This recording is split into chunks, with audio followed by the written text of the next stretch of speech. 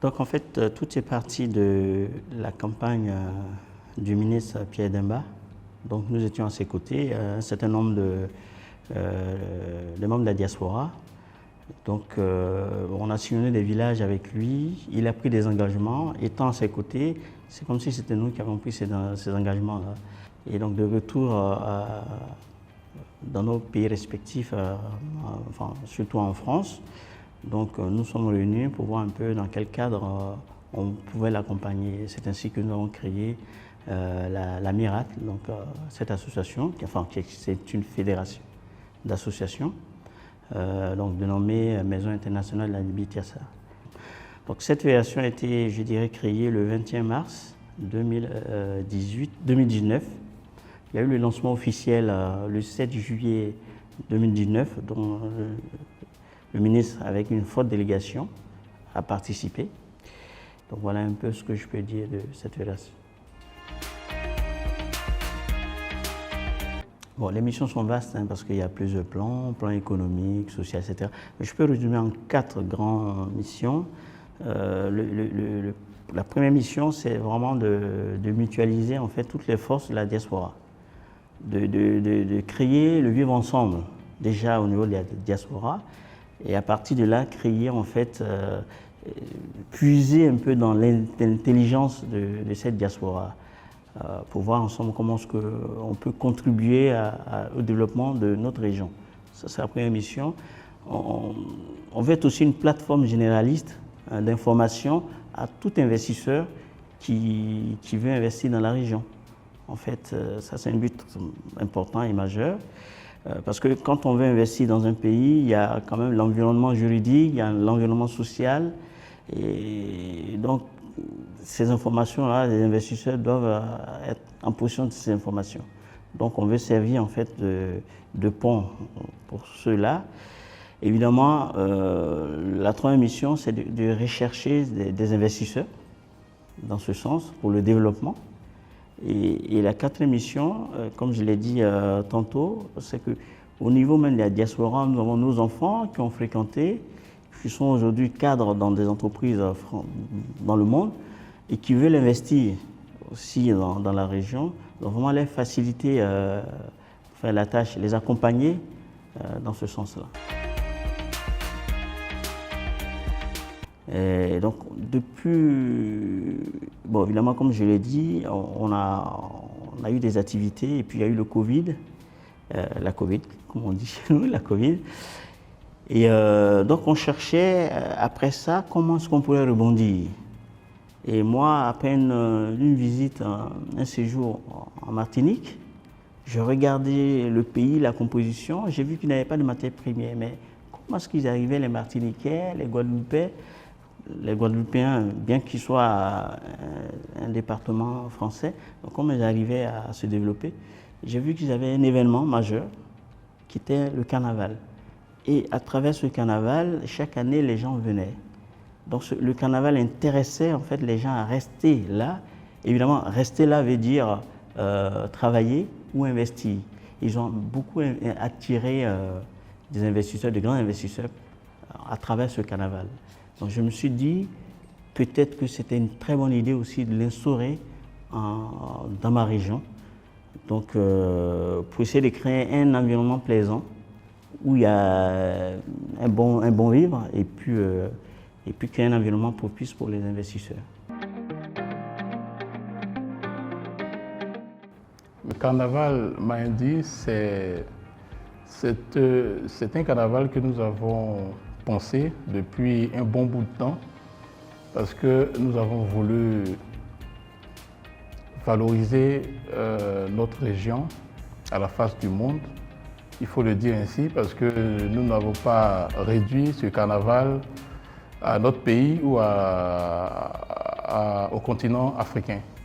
Voilà, donc le carnaval Mahindi, c'est ce canal-là que nous allons utiliser pour montrer les richesses de notre région, les richesses à tous les niveaux culturels, en termes de valeur et de potentialité de notre région, donc tout ce que notre région a à offrir Nous allons présenter cela. Et voilà pourquoi nous avons pensé à mettre en place ce carnaval. Et en fait, ce carnaval-là, l'idée en fait est venue de la MIRAT internationale. Moi, je ne suis que le président de la MIRAT de la Côte d'Ivoire.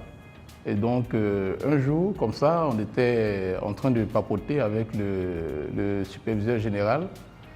Et nous étions en train de réfléchir à ce que nous pouvons faire, en plus des actions que nous menons tout le temps, ce que nous pouvons faire pour valoriser encore plus notre région. Pas que ce soit quelque chose de spontané ou bien de sporadique, comme ça, non, mais quelque chose qui va rassembler beaucoup de personnes et tout le monde sera là, au même endroit, et ils vont profiter pour voir les valeurs de la région. C'est comme ça qu'un membre de notre équipe a dit, mais pourquoi on ne ferait pas un carnaval? On a dit, mais ça c'est une bonne idée, carnaval, bon, ça parle de culture. Ouais, mais c'est vrai, la culture, ça peut nous aider à valoriser notre région. L'idée de faire un carnaval populaire, éclaté, le tout premier carnaval populaire, je vais dire régional, de la Côte d'Ivoire. Et on a trouvé que c'était bien. On a trouvé les idées de comment est-ce que nous allons faire cela. Et après, bon, on s'est encore dit, mais pourquoi on va réduire ça à la Côte d'Ivoire? Nous, c'est la MIRAT, c'est la maison internationale de la région de l'Aniébi-Tiassa. Pourquoi on n'étend pas ça au volet mondial? Inviter des gens qui vont venir d'ailleurs, en Afrique et ailleurs, pour voir ce que nous avons ici dans notre région. Puisque notre mission première, c'est cela, montrer les valeurs de la région en termes d'investissement et tout ça. Et c'est comme ça que nous avons dit, mais c'est une très bonne chose et chacun de nous a touché ses contacts et on a pu mettre en place ce carnaval international que vous allez avoir l'occasion de voir à partir du 28 avril jusqu'au 1er mai. Nous avons pu inviter plusieurs personnalités qui ont permis que nous ayons les ballets nationaux de ces pays-là qui vont venir prester. Donc, ça veut dire qu'Agboville sera la capitale de la culture mondiale. Disons-le humblement, c'est la vérité, parce que les gens viendront avec leur culture, les cultures de chez eux, ils vont prester, on va voir, on saura que la culture, c'est quelque chose qu'il ne faut pas, dont il ne faut pas s'en défaire. Voilà, puisque certains pays mettent beaucoup d'accent sur leur culture. Alors, comme je disais tantôt, on fait appel à déjà, c'est important, des entreprises de communication. Donc, je dirais Afrique Sucette au niveau international, qui sont spécialisés dans le, comment ça s'appelle, dans le digital. Voilà. AB Communication au niveau du fundraising et puis dans la promotion globale même du carnaval. Donc, vous voyez que ce sont des professionnels vraiment de l'événementiel. Voilà, et en plus, enfin, au-delà de ça, nous avons fait appel à des experts, c'est-à-dire le ministère du Tourisme, voilà, des employés du ministère du Tourisme, et puis des experts aussi au niveau du conseil régional. Donc avec eux, on a créé un comité d'organisation qui mène à bien ce projet-là. En tout cas, jusqu'à preuve du contraire, je suis vraiment satisfait du déroulement du projet.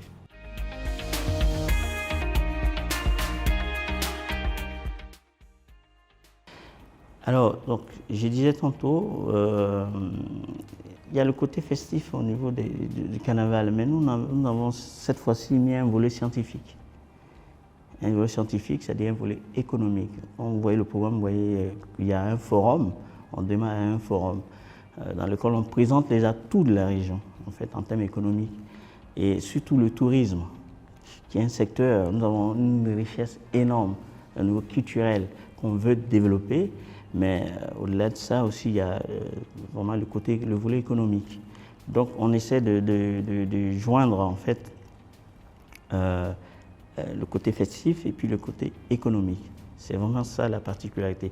Parce que, je ne veux pas critiquer les autres carnavals, mais c'est vrai que peut-être il y a des non-dits, mais c'est plus le côté festif.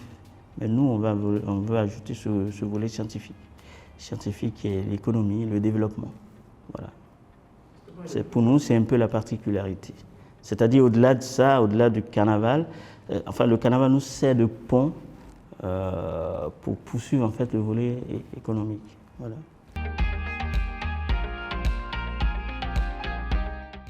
Depuis un certain moment, il faut dire que celui que nous, population de l'Agnébitiassa, appelons le guerrier du développement, a pris les rênes du conseil régional.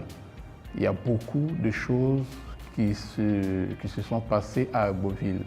Les infrastructures routières sont aux normes et aussi il y a certaines infrastructures sanitaires et autres qui sont dans la région. Aujourd'hui, la région n'a rien à envier aux autres régions, donc surtout à Agboville, puisque c'est là que la première édition se tient, donc il faut parler d'Agboville. À Agboville, il faut dire qu'il y a beaucoup d'infrastructures. Et là, pour ce carnaval-là, nous allons plus nous focaliser sur les infrastructures hôtelières, et il faut dire qu'il y en a. Donc nous n'avons aucun souci pour l'hébergement, que ce soit l'hébergement, la logistique, nous n'avons aucun souci à cela.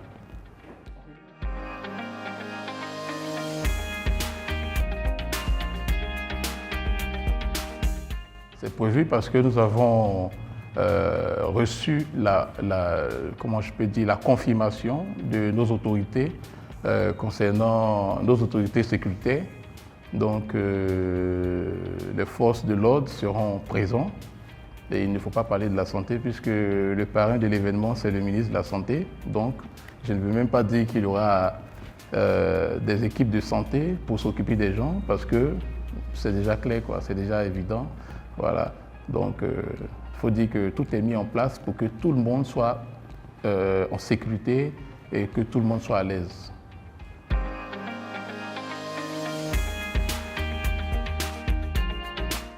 Concernant la jeunesse, nous avons lancé des messages par les présidents des jeunes de toute la région. Donc, dans chaque département, cela a été fait. Donc, certainement, la jeunesse sera là en grand nombre. Mais ce qui est bien, c'est que le samedi, l'après-midi du samedi est dédié à la jeunesse. Donc, voilà, la jeunesse pourra s'exprimer et tout ce dont la jeunesse aura besoin, en tout cas, sera analysé et progressivement mis en œuvre pour la jeunesse. Voilà.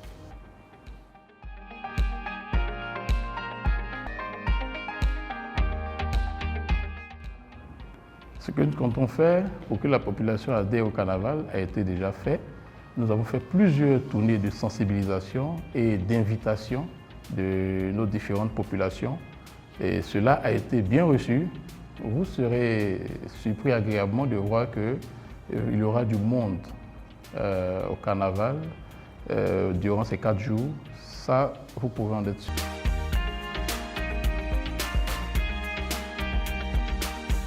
Il y aura d'autres éditions du carnaval Mahindi. Et voilà, comme on l'a dit, c'est chaque année. Nous sommes en train de prévoir chaque 6 mois faire des éditions à l'international. Mais l'édition nationale, c'est chaque année. Aux fils de la région, je leur demande de se mobiliser massivement pour ces 4 jours du 28 au 1er mai, se mobiliser, 1er mai, se mobiliser pour le carnaval parce qu'on le fait, c'est pas pour nous, c'est pour nos parents, c'est pour eux. Donc ils se déplacent massivement parce que quand même il y a pas mal d'invités, des gens qui viennent du Togo, du Bénin, du Sénégal, de la Martinique, de la Guadeloupe. Voilà, donc de se mobiliser pour accueillir ces personnes-là. Et puis nous accompagner, nous aider, de faire la promotion de l'événement, parce que l'événement serait remis chaque année en fait. Voilà. Donc mobilisation, c'est ce que je demande en fait. Nous profitons de l'occasion pour inviter nos populations, d'abord parce que c'est chez nous que cela se passe. Il faudrait qu'il y ait un engouement, qu'on sente que la région est impliquée dans l'organisation de ce carnaval. Avant que nous ne lancions un appel aux personnes extérieures à la région. Donc il faudrait que tout le monde s'y mette pour que la fête soit belle. Merci.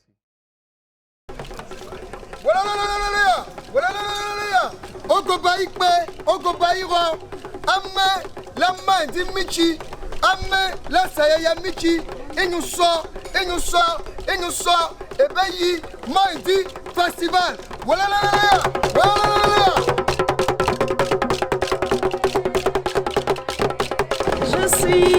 Lucho, c'est un village d'Agboville, précisément dans la région de l'Agnébitiassa. Nous sommes en Côte d'Ivoire et ici aura lieu la première édition du carnaval Mahandi.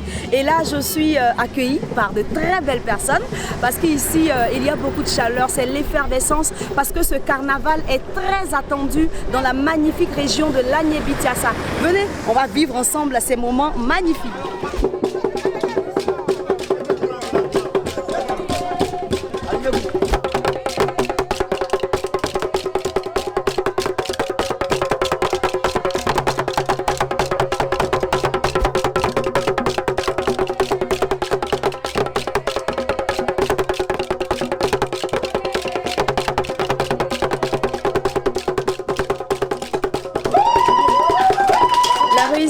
De ce carnaval dénommé Mahandi passe forcément par la bénédiction de nos chefs traditionnels. C'est la raison pour laquelle je vais me rendre maintenant chez le chef Apata Amani Thomas afin d'avoir sa bénédiction pour le bon déroulement de notre magnifique carnaval. On y va donc.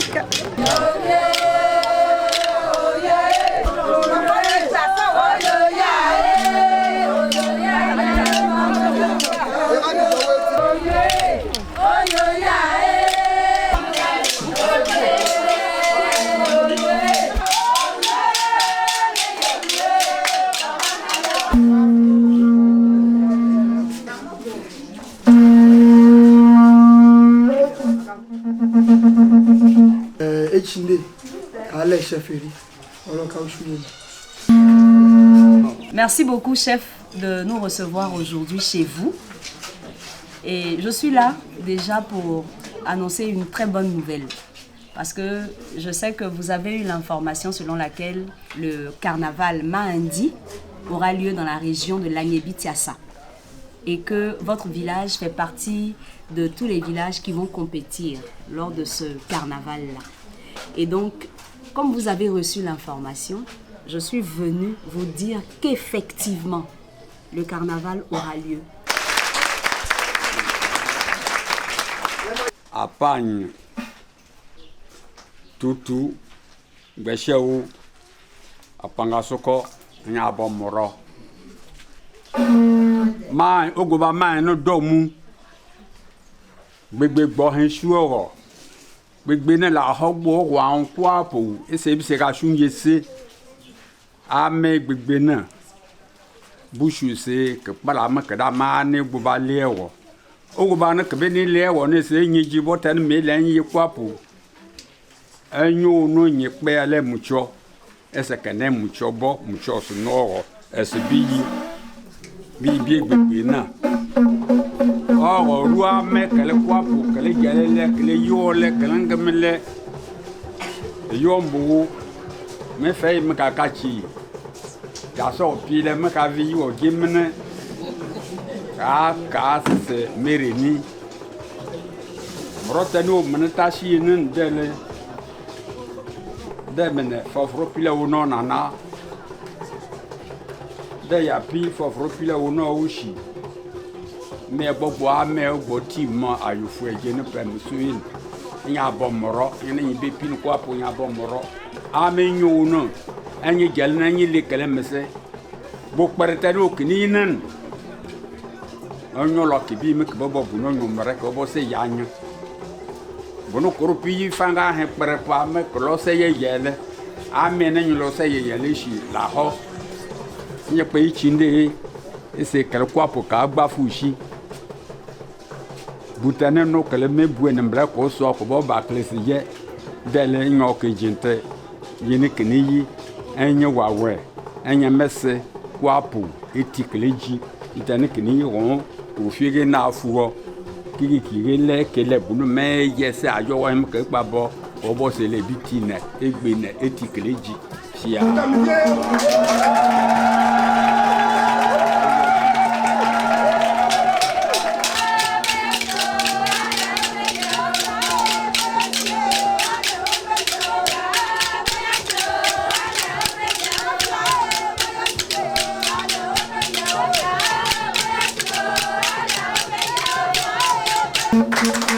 Alors le chef vient de donner le top départ pour tous les jeunes de la région de l'Agnébitiassa, de Mucho, qu'ils soient au village ou en ville, de se mobiliser autour de ce carnaval pour que cela soit une réussite. Que Dieu bénisse le carnaval, que Dieu bénisse Mucho. Je vous remercie. J'ai saisi l'occasion pour inviter toute la jeunesse, toutes les forces vives, pour se rendre à Aboville où aura lieu le carnaval. Qui va se tenir le 28 au 1er mai. Nous avons chez nous au pays Abidji la culture, les 10 prix en question qui marquent le nouvel an dans le pays Abidji. Tant qu'on ne veut pas de prix, on ne pas de nouvel an. C'est très important et il y aura beaucoup de choses qui vont se passer. La fête s'appelle Pressa à toute la population de Sikiensi, à toute la population du Côte d'Ivoire, à toute l'Europe, à toute l'Amérique.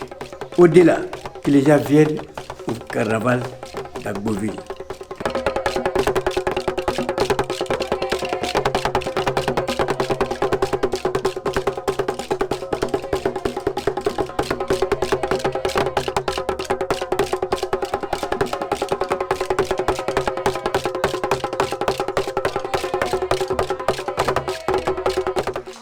De carnaval parle également de bonne bouffe. Et comme je sais que dans la région de l'Agnébitiassa, il y a une panoplie de plats à découvrir, je ne vais pas me priver. Maman, on a découvert combien de plats aujourd'hui? 2 plats. Lesquels? Le foufou et le foutou. D'accord. Donc, ce que je vais faire maintenant en compagnie de mes deux... Toi, tu es le chef, non? Oui, représentant. Ah ouais, c'est ça. En leur compagnie, bien sûr, nous allons découvrir 2 plats, à savoir le foutou et le foufou de l'Agnébitiassa, précisément À Grand Mucho. C'est ça, justement. On y va. Le joli foutou bien lisse. Voilà. La sauce à Djopou. Je sens qu'on va se régaler.